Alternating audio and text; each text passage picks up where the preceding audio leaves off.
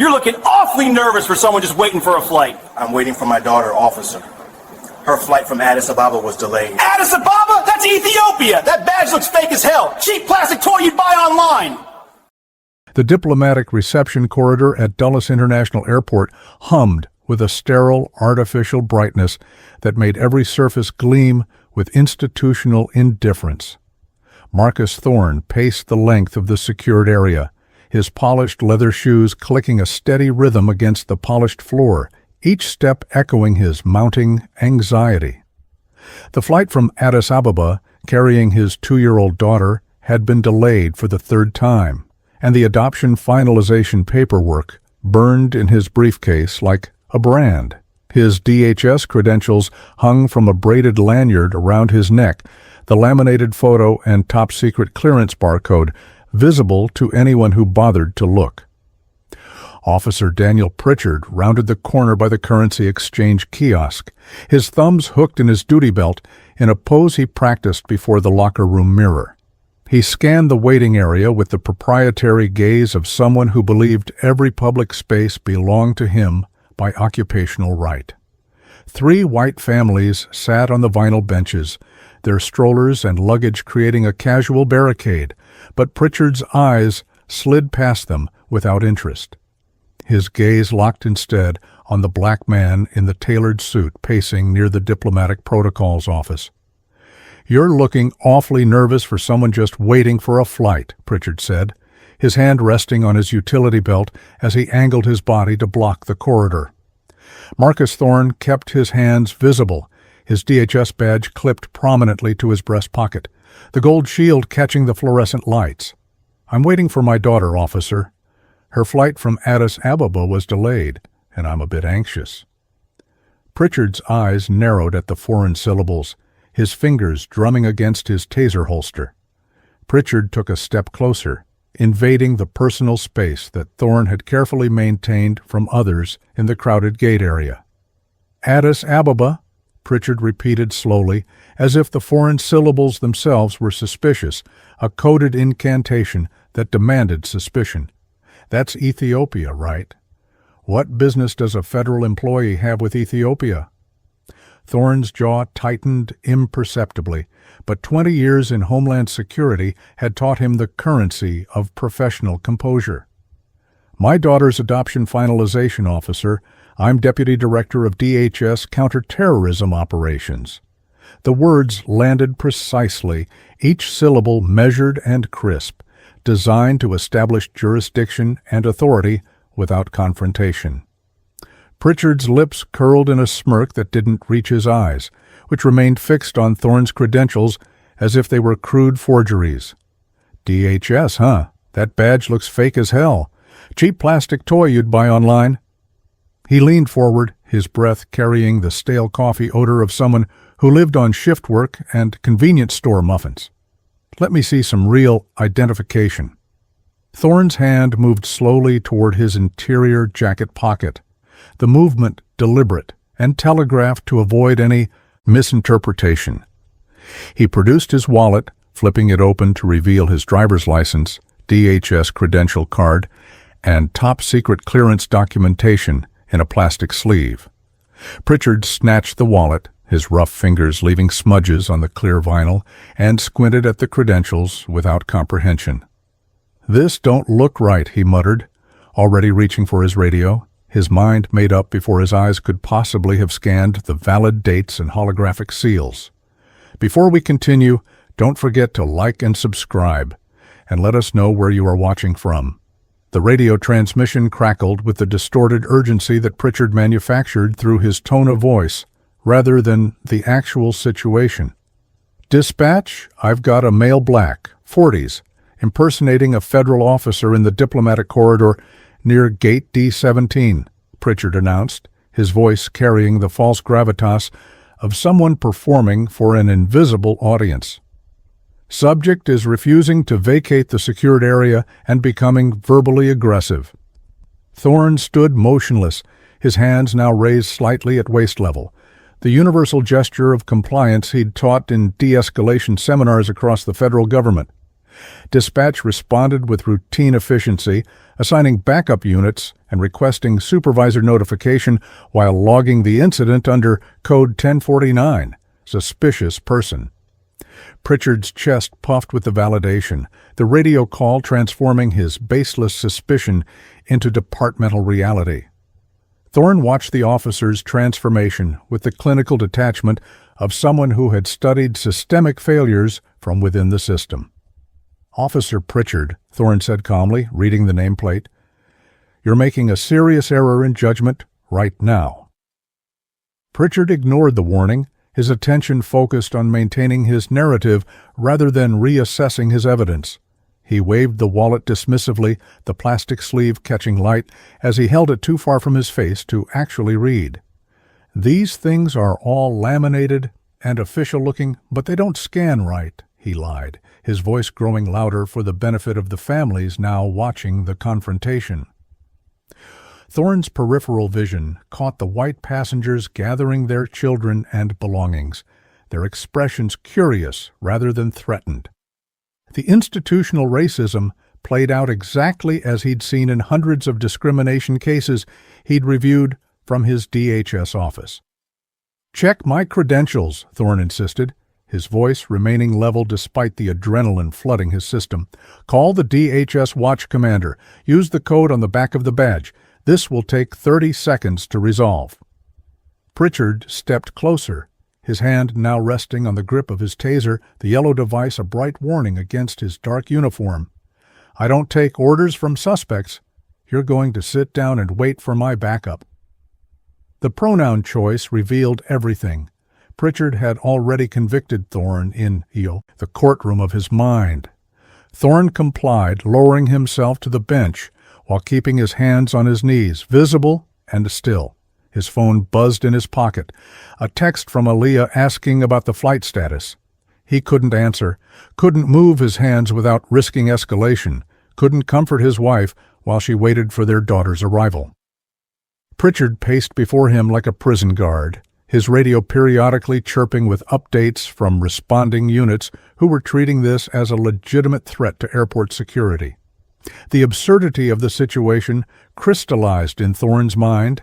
He had coordinated national security operations that protected this very airport, yet he couldn't protect himself from its guardians. Backup arrived in the form of Officer Chen and Officer Martinez, their body cams already recording with red indicator lights, glowing like electronic eyes. Pritchard immediately positioned himself to control the narrative, gesturing to Thorne on the bench with a broad sweep of his arm. "This guy's got fake federal credentials, won't leave the diplomatic area, and started getting aggressive when I questioned him," Pritchard reported, his voice carrying the practiced cadence of someone who knew how to speak for the camera. Chen and Martinez flanked Thorne without assessing the situation independently, their hands resting on their duty belts in mirrored posture. Thorne's 20 years of law enforcement experience screamed at him to remain silent, that anything he said would be twisted into the narrative Pritchard was constructing. Yet his duty as a federal officer and his dignity as a man demanded he assert the truth. "I am Deputy Director Marcus Thorne of DHS Counterterrorism Operations," he stated clearly, addressing Chen and Martinez directly. "My credentials are legitimate. My presence here is authorized, and I have complied with every request." Chen's body cam captured the moment he actually looked at the credentials Pritchard held, his eyes widening slightly at the top-secret clearance designation. Martinez, younger and more eager to prove loyalty to his senior officer, stepped forward menacingly. "Stand up, sir. We need to pat you down for weapons," Martinez ordered, his hand moving to his handcuffs. Thorne rose slowly, his neuromuscular system fighting every instinct to move quickly and prove obedience. The pat-down search was cursory but humiliating, Pritchard's rough hands patting areas no weapon could possibly be concealed, while Chen watched with growing unease. Thorne's phone buzzed again in his pocket, the vibration against his thigh, feeling like a lifeline to reality outside this Kafka-esque theater. Pritchard felt the device and yanked it out, scrolling through the lock screen notifications. "Who's Aaliyah? Your partner in this scam?" Pritchard sneered, holding up the phone, showing the text. "Flight landed. Meet you at baggage." "That's my wife," Thorne explained, his control cracking for the first time. "She's coming from the parking garage. Officer, please just verify my credentials before she gets here." Pritchard pocketed the phone, his smirk widening at the opportunity to embarrass this man in front of his family. "We'll see what she has to say about your little operation here." The cruelty was casual, baked into the assumption that any black man succeeding on this level must be criminal. Dr. Aaliyah Thorne's heels clicked with authoritative precision against the airport tile, her civil rights attorney's mind already cataloging constitutional violations before she fully saw her husband's situation. She spotted him first, hands on his head, surrounded by 3 officers, his DHS credentials being waved like a prop. Her briefcase contained 3 active federal cases against police departments for exactly this type of pretextual detention. "What's the reasonable suspicion, officer?" she called out, her voice cutting through the institutional din with the clarity of someone who argued before appellate courts. Pritchard turned, his expression shifting from triumph to annoyance at this new variable. "Ma'am, you need to step back. This is a police matter," he said, his hand leaving his belt to make a stop gesture. Aaliyah didn't slow her approach, her eyes scanning each officer's nameplate, her legal threat assessment instantaneous. "My husband is not ma'am, and I'm addressing the reasonable suspicion for this seizure under Terry v's Ohio." Thorne's heart sank as he recognized the litigation posture his wife had immediately assumed. She was brilliant in court, but couldn't know that Pritchard's ego would interpret her legal precision as disrespect rather than authority. "Your husband is being detained for impersonating a federal officer and refusing to vacate a secured area," Pritchard recited, his voice tightening. Aaliyah's laugh was sharp and humorless, the sound of someone who had heard this exact lie in 12 different jurisdictions. "Impersonating requires intent to deceive and material benefit," she quoted, her memory flawless. "He's displaying legitimate credentials, has authorized access to this area, and has committed no crime. You're violating his Fourth Amendment rights."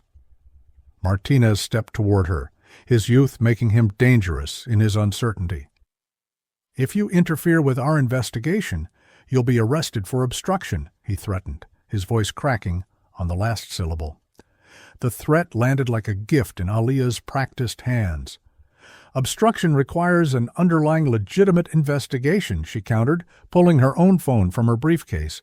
"I'm calling DHS Inspector General and filing a complaint with the airport authority." Pritchard's face flushed deep red, the color of rage and recognition that this wasn't a scared civilian, but a prepared adversary. He grabbed Thorne's arm, twisting it behind his back with sudden violence. "Your wife's mouth just got you upgraded to resisting arrest." The taser deployment came without warning, the electrical discharge cracking through the corridor like a small thunderclap. Thorne's muscles seized involuntarily, his training no defense against 50,000 volts of institutional impunity. His body collapsed against the bench, then to the floor, his head narrowly missing the metal frame. Pritchard stood over him, the taser still sparking in his hand, his body cam capturing his own words. Subject became combative during pat-down. Aaliyah's scream was legal and primal, the sound of watching justice fail in real time. "He was compliant! You deployed a taser without provocation!" Chen's body cam pivoted away, a familiar reorientation that avoided documenting excessive force. Martinez rushed forward with zip ties, binding Thorne's wrists behind his back while he lay twitching on the ground. The cruelty wasn't in the action, but in the leisure of its execution, the officers moving with the calm of butchers who knew the meat couldn't fight back. Thorne's mouth filled with the metallic taste of electricity and humiliation, his decades of service dissolving into this single moment of absolute powerlessness. He could hear Aaliyah on the phone, her voice transformed into attorney mode. "This is Dr. Aaliyah Thorne. I'm witnessing my husband's unlawful arrest by Port Authority Officer Daniel Pritchard at Dulles Gate D17. I need DHS OIG and the ACLU immediate response." Pritchard snatched the phone from her hand, violating the warrantless seizure standards he was sworn to uphold. "You're interfering with a police operation," he snarled, but uncertainty flickered in his eyes for the first time. Backup Supervisor Sergeant Walsh arrived, her weathered face showing the calculation of 20 years managing younger officers' messes. She took in the scene instantly, tased suspect, angry civilian recording her officer's defensive postures. "Officer Pritchard, what's your probable cause?" she asked, her voice neutral, but her eyes demanding justification. Pritchard straightened, delivering his rehearsed narrative. "Impersonating federal officer, resisting lawful order, disorderly conduct." Walsh's eyes fell on the DHS credentials still in Pritchard's hand, her experience recognizing the valid holographic seal from across the corridor. She reached for them, but Pritchard pulled back. "Evidence, Sergeant. Can't compromise the chain of custody." The lie was smooth, practiced, and professionally fatal. Thorne, still on the floor, spoke through gritted teeth. "Sergeant, I'm Deputy Director Marcus Thorne. My office is in the West Wing. Please verify my credentials." The transport van smelled of bleach and previous suspects' fear, the metal bench cold through Thorne's suit trousers. Martinez sat across from him, staring with the blank hostility of someone who refused to acknowledge his own doubts. Chen drove, his eyes meeting Thorne's in the rearview mirror, with an expression that couldn't quite meet the direct gaze. Pritchard rode shotgun, his radio chatter, cheerful, describing the solid arrest to dispatch. At the Port Authority detention facility, processing moved with bureaucratic slowness that felt intentional. Thorne's fingerprints were taken, his mugshot captured with the flash branding him with the presumption of guilt. The desk sergeant scanned his DHS credentials without comment, the system's instant verification creating a visible ripple of concern across his face. He typed Thorne's name into the federal database, the screen populating with 20 years of service, top secret clearance, and 3 commendations for interagency cooperation. Pritchard hovered, his narrative shrinking in the face of digital truth. "Run the prints," he insisted. "Maybe the credentials are stolen." The desk sergeant gave him a look reserved for officers who hadn't learned when to quit. "His biometrics match the federal file, Dan. This guy is who he says he is." Thorne watched the color drain from Pritchard's face, replaced by the ashen gray of professional panic. But institutional momentum is a powerful force, and the machinery of injustice doesn't reverse easily. Pritchard filed his charges anyway, filling out the paperwork with the careful language of someone constructing a legal fiction. "Subject presented credentials that appeared fraudulent," he wrote, the words a shield against the truth. Subject became physically aggressive during lawful investigation. The lies were artful, specific, and designed to survive initial review. Aaliyah arrived with an emergency injunction, signed by a federal judge who owed her a professional favor.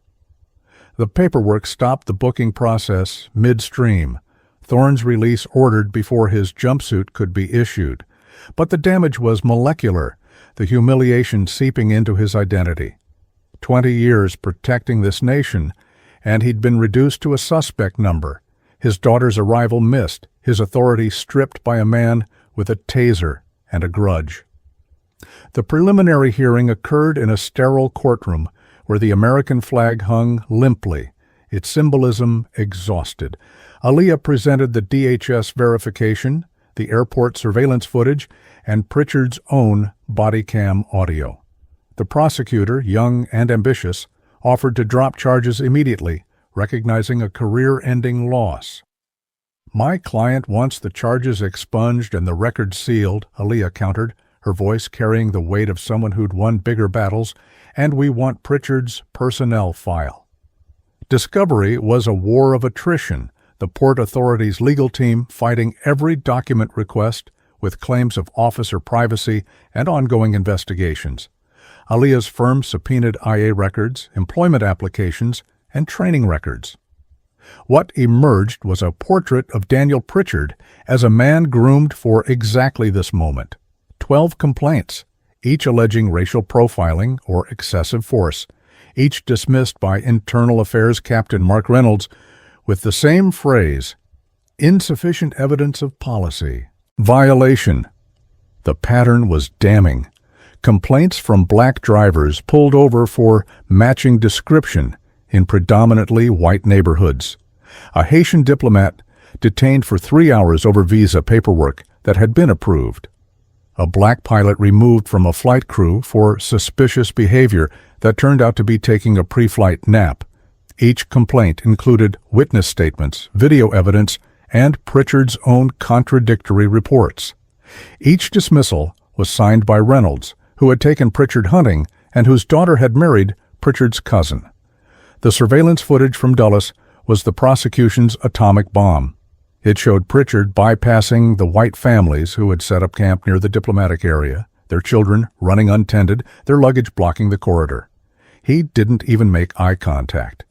But Thorne's pacing, professional, anxious, clearly displayed credentials, drew Pritchard like a magnet to metal.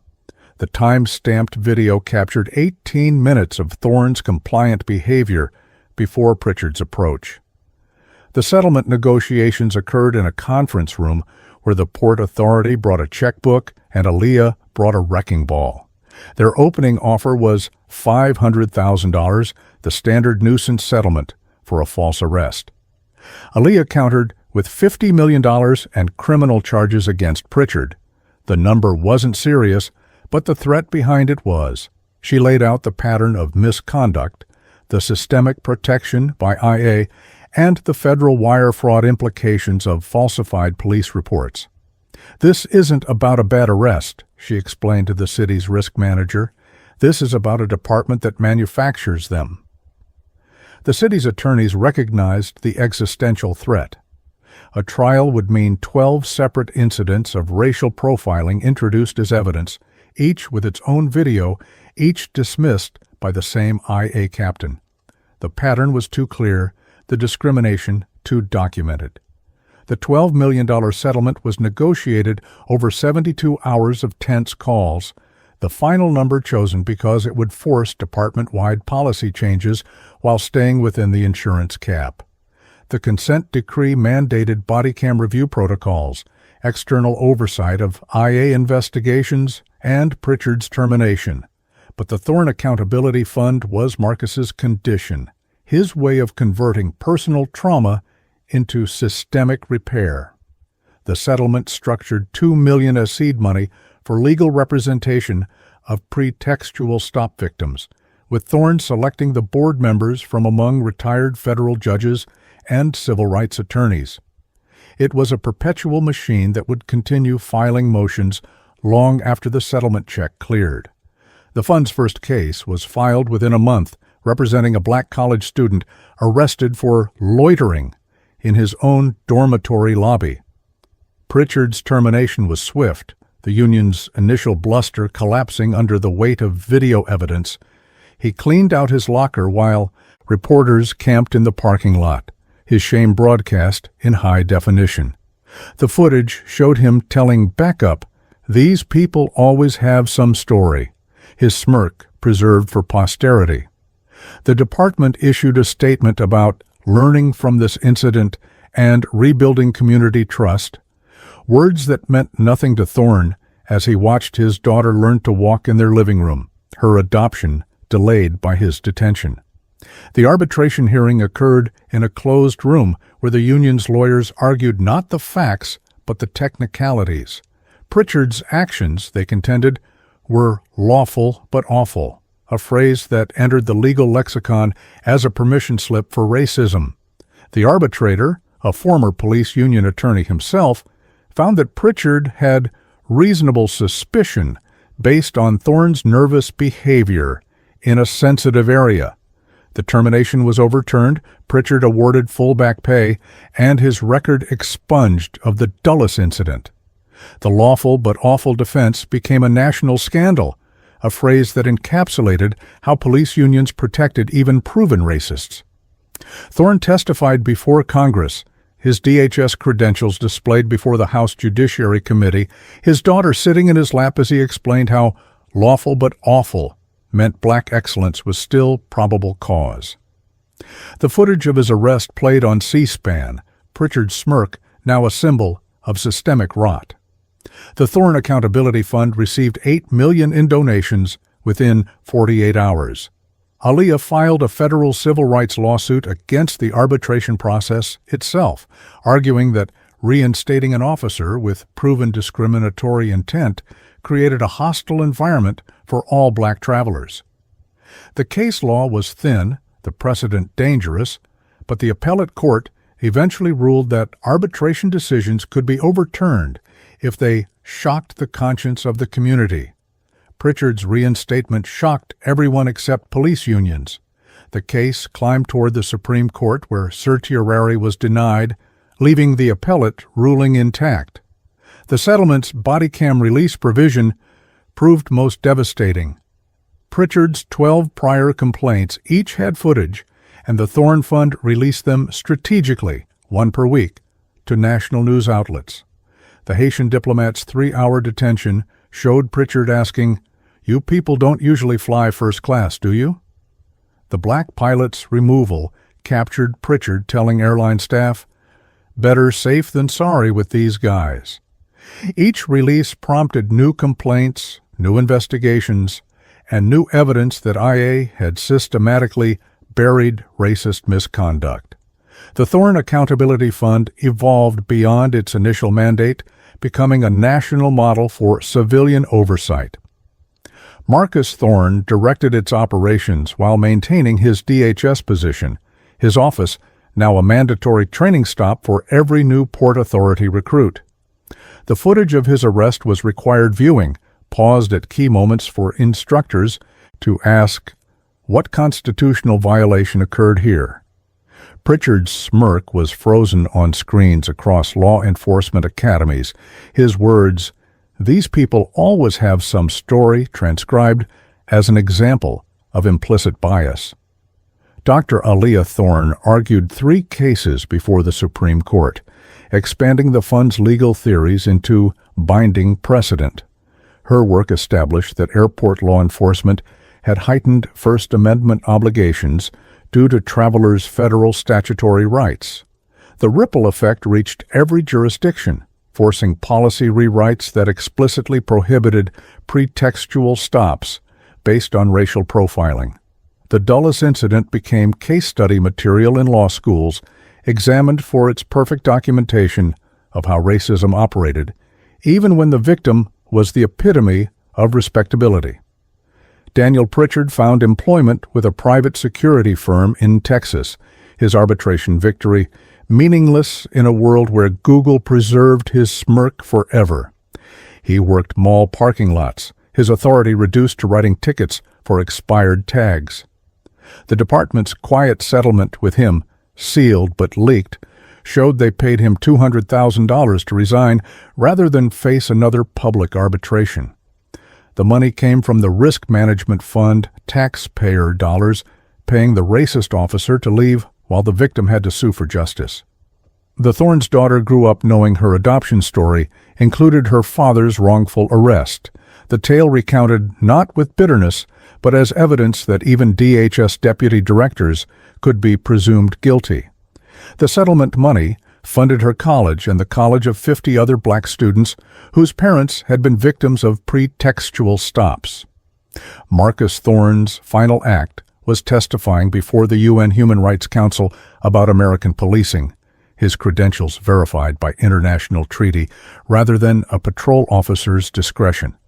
The myth of respectability politics was shattered, but the reality remained. The system only believed black victims when they could produce $12 million worth of proof. 12:41 p.m.